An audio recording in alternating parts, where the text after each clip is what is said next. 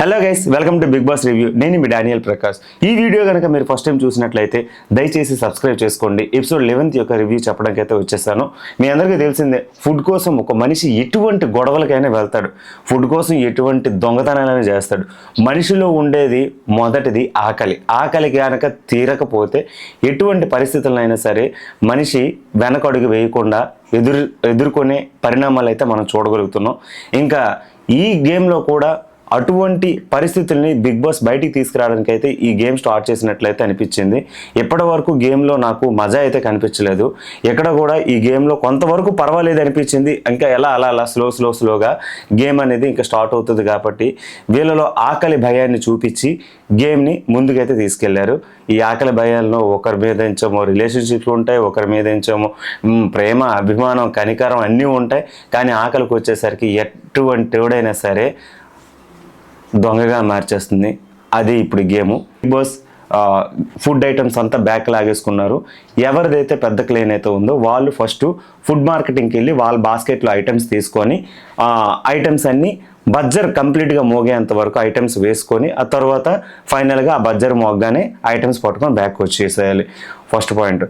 ఎవరైతే పెద్ద క్లైన్ అయితే ఉన్నారో వాళ్ళకి ఎక్కువ టైం ఉంటుంది. సెకండ్ క్లైన్ అయితే ఎవరైతే ఉన్నారో వాళ్ళకు 75% టైం ఉంటుంది. ఫైనల్ క్లైన్ థర్డ్ క్లైన్ ఎవరైతే ఉన్నారో వాళ్ళది చిన్న క్లైన్ కాబట్టి వాళ్ళకి టైమే ఉండదు. అంటే వెళ్ళడం, ఫైనల్ బడ్జర్ మోగ్గానే వచ్చేసేయటం.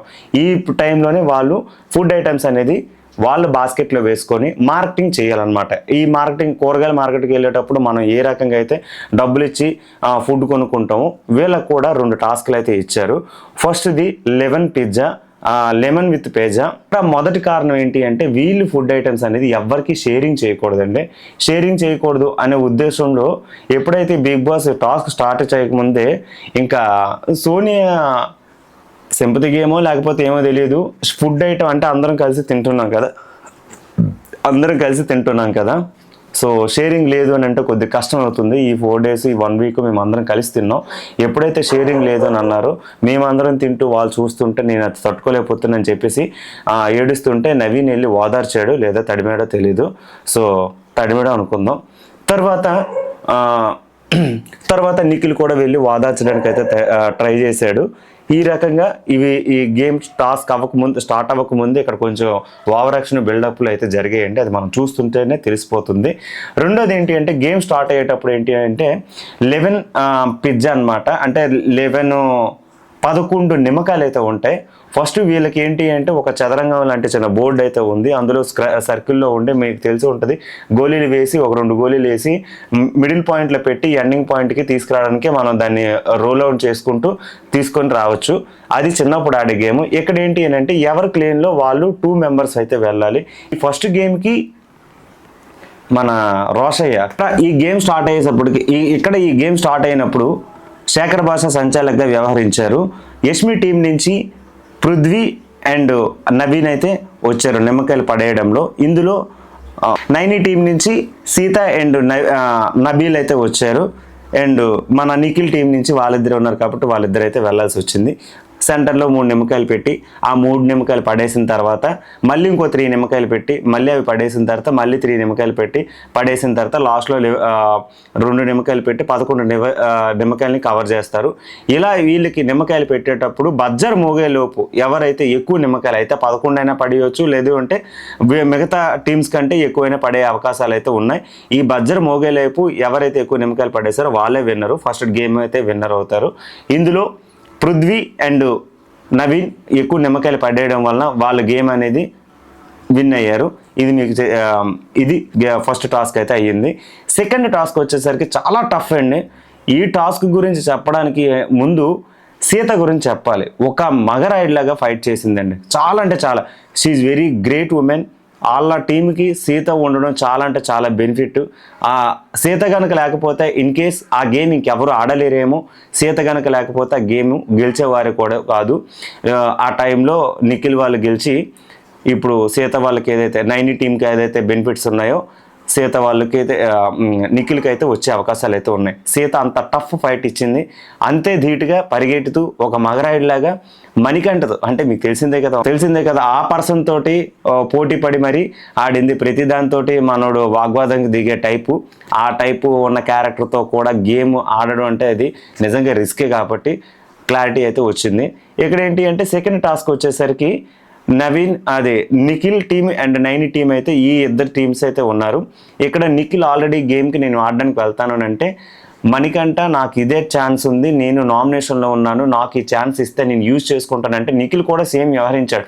ఉన్నదే ఇద్దరు, ఎవరు వెళ్ళినా ఓకే. ఇన్ కేసు నిఖిల్ వెళ్ళుంటే గేమ్ గెలిచేవాడు, నిఖిల్ వెళ్ళలేదు. మణికంఠ వెళ్ళడం వల్ల గేమ్ వాడిపోయాడు, అది ఫస్ట్ పాయింట్. ఇంకోటి ఏంటి అంటే ఈ టైంలో వీళ్ళు ఎక్కడ మిస్టేక్ చేశారు అంటే మరమరాలు 250 గ్రామ్స్ మాత్రమే తీసుకురావాలని అంటే యష్మి ఈ టీంకి సంచాలకుగా వ్యవహరించింది.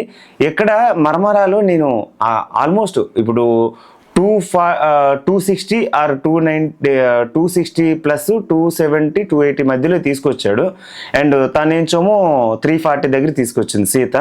సో ఇద్దరు పాయింట్ని క్యాన్సిల్ చేసింది. సంచాలకుగా వ్యవహరించడం కరెక్ట్గానే వ్యవహరించింది. కాకపోతే కొంచెం దగ్గరలో, మరీ దగ్గర కాదు కానీ ఒక 20 గ్రాములు 30 గ్రాములు ఎక్స్ట్రా అయితే తీసుకొచ్చేసాడు. సో అతను వాగ్వాదం చేస్తున్నాడు, నేను ఆల్మోస్ట్ దగ్గరికి తీసుకొచ్చాను, నువ్వు నాకు పాయింట్ ఇవ్వాలి, సీత 300+ తెచ్చింది, సో సీతకి అలాగిస్తావు, నాకే ఇవ్వాలి, ఇది నేనైతే యాక్సెప్ట్ చేయను, ఖండిస్తున్నా అని చెప్పేసి వాళ్ళిద్దరి మధ్య డిస్కషన్ అయితే వచ్చింది.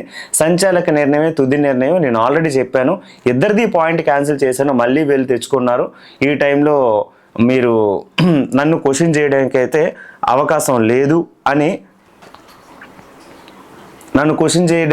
అవకాశం లేదు అని చెప్పేసి డైరెక్ట్గా చెప్పేసింది అనమాట. సీత ఫస్ట్ మైదా తీసుకురాకుండా కార్న్ఫ్లెక్స్ తీసుకొచ్చింది, దాన్ని సోనియా వాటర్ వేసి చెక్ చేయడంలో తెలిసింది. సో దాన్ని మణికంఠ తీసుకురావడం వల్ల ఫస్ట్ మణికంఠ గెలిచాడు. సెకండ్ దాంట్లో నెయ్యి తీసుకొచ్చింది సీత, చెప్పగానే టాస్ తీసుకొచ్చిందని నెయ్యి తీసుకొచ్చింది. సో అక్కడ మణికంఠ కొబ్బరి నూనె తీసుకొచ్చాడు. కందిపప్పు తీసుకురమ్మంటే ఆ టైంలో డోర్ దగ్గర వాగ్వాదం జరిగేటప్పుడు ఏంచాము, తిను ఆడపిల్ల కదా, ఆ టైంలో కూడా ఈడు కొంచెం పడిపోయి ఆ డోర్ తీసే కార్యక్రమంలో ఆమెకి కొంచెం హట్టింగ్ అయ్యింది అని చెప్పేసి ఆగిపోయానని చెప్పి సొల్లు చెప్తున్నాడు. అది నిజం కాదు, అక్కడ అంత మించి ఆప్షన్ లేదు. కందిపప్పు అమ్మాయి పట్టుకెళ్ళిపోయింది, నెయ్యి కూడా అమ్మాయి పట్టుకెళ్ళిపోయింది, వీడికి ఆప్షన్ లేదు. సొల్లు చెప్పడానికి వేరే ఆప్షన్ అది తప్ప ఇంకేం కనిపించదు. తర్వాత మిరపకాయ బజ్జీ చేయడానికి కావాల్సిన ఐటమ్స్ తీసుకురండి అంటే సీత జాగ్రత్తగా తీసుకొచ్చి ఐటమ్స్ అన్ని పేర్చుకొని తీసుకొచ్చింది. మణికంఠేంచం అందులో కొన్ని ఐటమ్స్ మిస్ చేశాడు. సో సీత గెలిచింది. ఇక్కడ ఏంటి అంటే టమాటాలోని ఒక రెడ్ యాపిల్ ఉంటుంది, ఆ రెడ్ యాపిల్ తీసుకురండి అని అంటే ఆ విషయంలో అయితే మాత్రం మణికంఠ వెళ్ళి తీసుకొచ్చాడు. ఇక్కడ మణికంఠకి 2 పాయింట్స్ వచ్చాయి, సీతకేంచో 3 పాయింట్స్ వచ్చాయి. సో సీతకి మాత్రం గెలిచిందని చెప్పేసి అనగానే నైని టీం వాళ్ళు ఆ ఫుడ్ ఐటమ్స్ని ఎంజాయ్ చేసుకునే అవకాశం అయితే వచ్చింది. ఇక్కడ మెయిన్ టాస్క్ ఏంటి అని అంటే ఇప్పుడు ఫుడ్ ఐటమ్స్ మణికంఠ వాళ్ళు గెలవలేకపోయారు. ఇప్పుడు వీళ్ళకి ఏంటి రాగి పిండితోటి అది మాత్రమే తినాలి అనే ఉద్దేశంతో అయితే ఇచ్చారు. తర్వాత ఏంచో కొన్ని బాయిల్డ్ ఐటమ్స్ అంటే వెజ్ ఐటమ్స్ అయితే ఇచ్చారు, అవి బాయిల్ చేసుకొని తినమని అయితే బిగ్ బాస్ అయితే కొంచెం జాలి దయా హృదయంతో అయితే పంపించాడు. నిఖిల్ ఏంచో దొంగతనం చేయడానికి నాకు ఇష్టం లేదు, నేను దొంగతనం చేయను అంటున్నాడు. మణికంఠ నువ్వు దొంగతనం చేసినా చేయకపోతే నాకు హెల్ప్ చేయు, నేను నీ క్లీన్ సభ్యుని, నువ్వు నాకు హెల్ప్ చేయాలని చెప్పాను అన్నాడు. నువ్వేటర్ ఎంత సైకోలాగా ఉన్నావు, నేనైతే హెల్ప్ చేయాలని చెప్పాను అన్నాడు. కానీ ఇక్కడ ఇద్దరు జరిగిన మధ్య డిస్కషన్ ఏంటి అని అంటే నిఖిల్ చాలా లో అయిపోయాడు. నా గేమ్ వల్ల కానీ నా వలన కానీ నువ్వు ఎక్కడైనా ఏదైనా విషయంలో అయితే నువ్వు ఇబ్బంది పడి ఉంటే అంటే అక్కడ సోనియా నోరు జారింది, నువ్వు లూజర్ అని చిన్న వర్డ్ అయితే యూజ్ చేసిందంట. ఆ లూజర్ అనే వర్డ్కి తను హట్ అయ్యి సైడ్కి వెళ్ళిపోయి మొహం మేకలా పెట్టేసుకొని నేను ఇంకా నా గేమ్ వల్ల నువ్వు డిస్టర్బ్ అయితే నువ్వు సారీ, నువ్వు ఇంకా ఎక్కువగా మనం మింగిల్ అవ్వకపోవడం బెటరు, నాకు నీ గేమ్కి ఎఫెక్ట్ అవ్వకూడదు అనుకుంటే నువ్వు దూరంగా ఉండు అని చెప్పేసి డైరెక్ట్గా మొహం మీద చెప్పేశాడు. ఆమె కూడా ఇంకా ఆవదం రాసుకుని ఫేస్ తోటి అయితే మొహం పెట్టుకుని వెళ్ళిపోయింది. ఇది జరిగింది. ఇక్కడ ఏంచోమో నవీన్ ఏంచో మీకు పులిహోర కలుపుతున్నాడో తెలియదు, లేకపోతే సపోర్టింగ్ ఉంటున్నాడో తెలియదు, ఏమో తెలియదు, ఈవిడ అయితే మాత్రం బాగా తడిమేస్తున్నాడు. ఈవిడ కూడా అదే రకంగా ఆయనతో అయితే బిహేవ్ చేస్తుంది. మరి చూసే వాళ్ళకి అది ఎలా ఉంటుందో నాకైతే తెలియదుగా, నాకైతే మాత్రం చాలా చిరాగ్గా కనిపించింది. అంటే యష్మి టీంలో యష్మి లేడీయే కదా, యష్మితో వెళ్ళి డిస్కస్ చేయొచ్చు కదా. అంటే ప్రతిదీ నవీన్తోని పృథ్వీతోని వాళ్ళ బ్యాచ్ అందరూ అలాగే ఉన్నారు, ఆమె కూడా ఇంకా అలాగే తయారైంది. సో అది నాకు కొంచెం నచ్చలేదు అనమాట. అంటే అంతే. అసలు విషయం చెప్పడం మర్చిపోయాను. అసలు విష్ణుప్రియకి ఏమైంది, గేమ్ ఎందుకు ఆడట్లేదు? విష్ణుప్రియకి అసలు ఈ గేమ్లో అక్కడ స్కోప్ కనిపించట్లేదు. అయితే ఏడ్చుకొని కూర్చుంటుంది, వీక్ అంతా ఇంకా డల్ అయిపోద్దేమో నాకైతే అనిపిస్తుంది.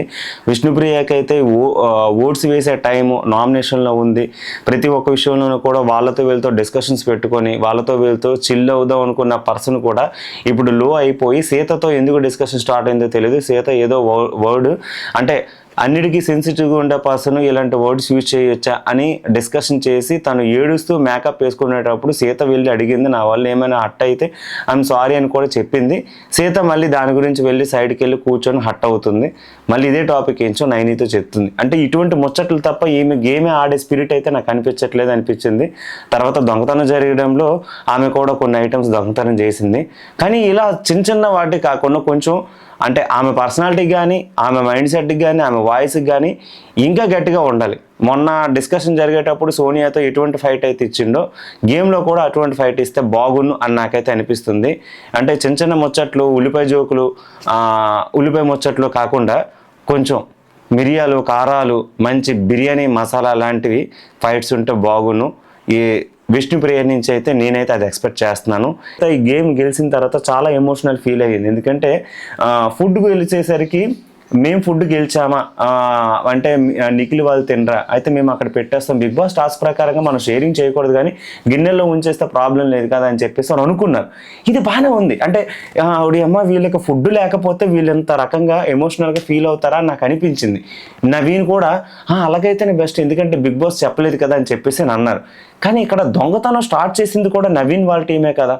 అంటే నిఖిల్ టీం వాళ్ళకి ఏంచో ఫుడ్ ఐటెం లేకపోతే అంత కంగారు పడిపోయి అంత విలవెల్లాడిపోయి మనం తినగా అంటే మనం అందులో ఉంటే వాళ్ళు తీసుకొని తినొచ్చు, ప్రాబ్లం లేదు, బిగ్ బాస్ షేర్ చేయొద్దు అన్నాడు. కానీ మిగతావి ఏం చెప్పలేదు కదా అనే ఉద్దేశంతో నవీన్ లాజిక్ తీసేటప్పుడు సీత కూడా దానికి ఒత్తాసు పలికి మిగతా టీం వాళ్ళు కూడా ఓకే అని చెప్పినప్పుడు మరి నవీన్ టీం నుంచి ఎందుకు దొంగతనం స్టార్ట్ అయ్యింది?